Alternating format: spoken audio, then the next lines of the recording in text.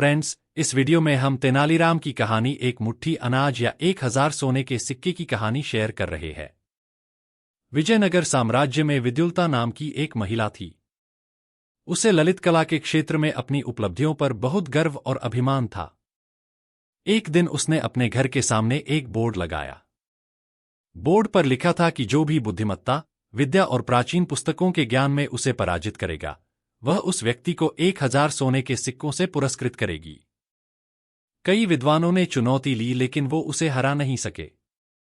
कई दिन बीत गए लेकिन अभी तक कोई भी उसे हरा नहीं सका था।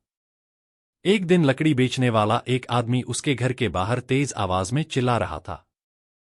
जब वो ऐसा लंबे समय तक करता रहा तो विद्युल्ता चिढ़ गई।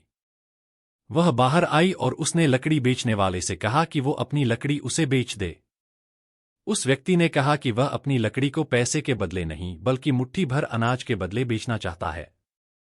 विद्युल्ता उसकी बात से सहमत हो गई और उसे अपने घर के पीछे वाले हिस्से में उन लकड़ियों को रख देने के लिए कहा। उस आदमी ने जोर देकर कहा कि आप समझी नहीं कि मैंने आपसे वास्तव में क्या मांगा था। उसने आगे कहा कि अब अगर वह मुट्ठी भर अनाज का सही मूल्य नहीं चुका पाती है तो आपको मुझे 1000 सोने के सिक्के देने होंगे और साथ ही आपके घर के बाहर लगे बोर्ड को उतारना होगा जिसमें आप लोगों को अपने साथ बौद्धिक तर्क करने के लिए आमंत्रित कर रही हैं। विद्युल्ता को गुस्सा आ गया और उसने कहा, आप क्या बकवास कर रहे हैं? लकड़ी बेचने वाले ने जवाब दिया कि यह बकवास नहीं है, आप मेरी बात का मतलब समझने में विफल रहीं और इसलिए अपने ही शब्दों के युद्ध में हार गई।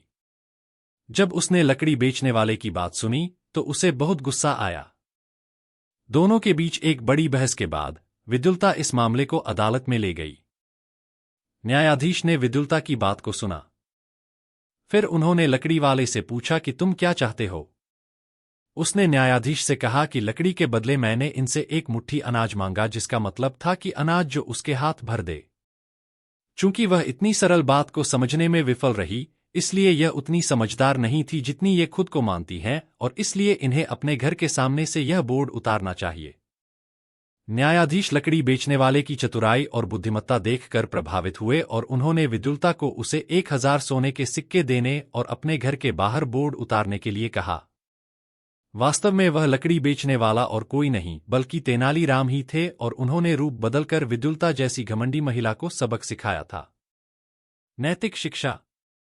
आपको अपनी उपलब्धियों और बुद्धिमत्ता को लेकर हमेशा विनम्र होना चाहिए।